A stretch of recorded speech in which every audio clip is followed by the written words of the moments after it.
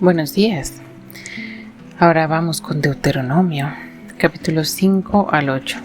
Recordemos que Deuteronomio es un libro que recuerda muchas cosas de la ley y añade algunas otras pensando en que los hijos de Israel ya casi entraron en la tierra prometida, entonces ya había más cosas que tenían sentido. Por ejemplo, lo de las primicias. Pues del maná no tenían que dar primicias y tampoco ellos estaban cosechando en ese momento, entonces eso no tenía como tanto sentido en el desierto, pero ahora que ya iban a entrar en la tierra prometida y ya iban a cosechar, pues ya tenía más sentido. Y así hay muchas leyes allí en Deuteronomio que Moisés las repite a la segunda generación. Si recordamos, Números empieza con un censo y a mitad del libro hay otro censo. Ese censo es de las personas que vivieron después de los 40 años. Los primeros del primer censo son los que salieron de Egipto, pero muchos de ellos, la mayoría de 20 años para arriba, murió en esos 40 años en el desierto. Pero el segundo censo se refiere a las personas que iban a entrar en la tierra prometida y para ellos es esta segunda ley. Moisés les recuerda lo que Dios ha dicho, por eso es que Deuteronomio 5 recuerda los 10 mandamientos, pero no los enlista como Éxodo 20, sino que le da más detalles a algunos de ellos y a partir de ahí va a repetir un poco la ley, pero enfocándose en que ellos ya iban a entrar en la tierra prometida y ya tenían que como saber específicamente a qué se refería el Señor. Moisés está en sus últimos días, está a punto de morir, está allí en el monte, cerca del monte donde él murió, está allí en Moab, donde estaban llegando de la vuelta en el desierto antes de entrar en la tierra prometida. El capítulo 5 repite la ley y el capítulo 6 recuerda la responsabilidad que tenían los padres de transmitir esa ley a sus hijos. Y primero, en los primeros versículos dice, primero tú, y después dice, y después tus hijos, y después dice tus nietos. O sea, tú lo tienes que repetir a todos ellos en orden, primero los hijos y después los nietos, pero dice primero tú, como ejemplo, porque por ahí en versículo 7, estas cosas estarán en tu corazón y luego las repetirás a tus hijos y las enseñarás, dice el capítulo 11. Entonces ellos debían guardar la ley del Señor y modelarla, ser ejemplo para que los hijos lo aprendieran y pudieran hablar de esas cosas del Señor en todo momento, como lo dice allí el capítulo 6. Entonces esto es algo que también es para nosotros. No sé si tú eres mamá o tú eres abuela, o quizás no tienes hijos todavía, pero nuestra responsabilidad como madres, como abuelas, es enseñar la palabra del Señor a nuestros hijos, a nuestros nietos, pero en primer lugar siendo modelada, es decir, que la palabra del Señor esté primero en mi corazón y que yo la pueda poner por obra. Entonces ellos pueden verla y después la enseño con palabras, primero con hechos.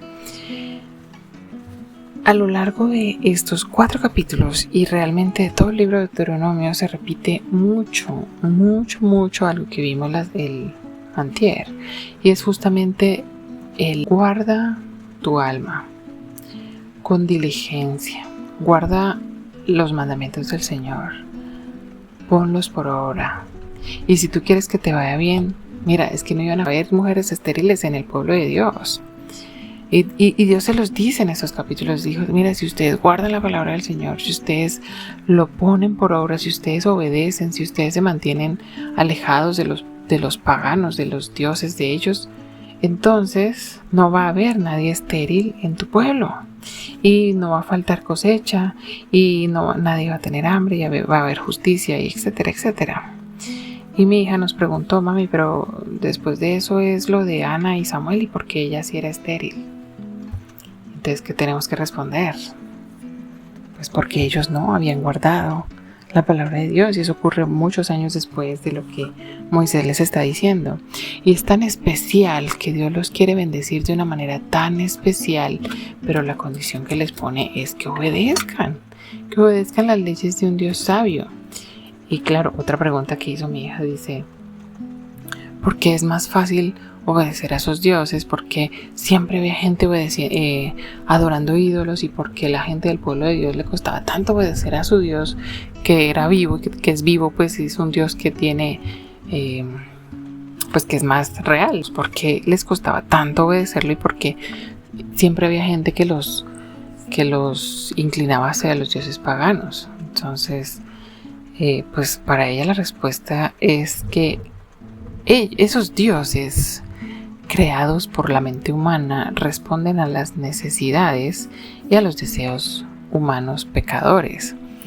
Por ejemplo, una de las cosas que, si tú te fijas a lo largo de toda la Biblia, es que dice rendirle culto a Baal o a Astarot o a los dioses paganos de los otros pueblos.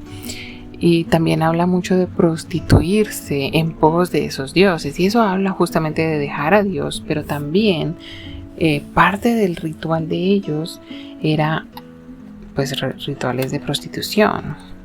Entonces entregaban sus hijas a esos cultos paganos, y eso quería decir que pues sexualmente no eran puras, y Dios los estaba cuidando de eso, y Dios estaba marcando la diferencia como Dios, porque Él no les pedía absolutamente nada de esto.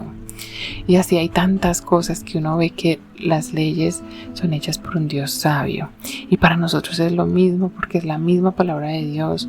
Y en el Nuevo Testamento también encontramos pues cómo Dios quiere que nosotros vivamos, y realmente es más difícil vivir para Dios porque nos incluye un sacrificio, incluye negarnos a nosotros mismos, negar nuestros deseos, que en cambio, como dice 1 de Pedro, esos deseos de la carne, de los ojos, esa vanagloria de la vida es la que nos desvía tan fácilmente de Dios. Entonces, siendo conscientes de ello y guardando realmente la ley de Dios, buscándole de corazón, y podemos estar más cerca de Él, pero también entender lo que Él quiere para nosotros es sabio, que lo que Él quiere para nosotros es de bien, que lo que Él quiere para nosotros es pensado por un Dios de amor, pensado por un Dios sabio, pensado por un Dios lleno de misericordia. Y realmente bendiciones, pues en este caso espirituales, no nos van a faltar. Esa paz de Dios que sobrepasa todo entendimiento, cuando nosotros depositamos nuestras cargas delante de Él, ¿qué más quiere? ¿Verdad? Entonces, que el Señor nos ayude a conocerle mejor, que nos ayude a guardar sus mandamientos, y que nos ayude a vivir realmente para Él, modelándolo a nuestros hijos en primer lugar, y después pues a nuestros nietos, pero primero viviéndolo nosotros y después enseñándolo. Dios te bendiga y te ayude en este día.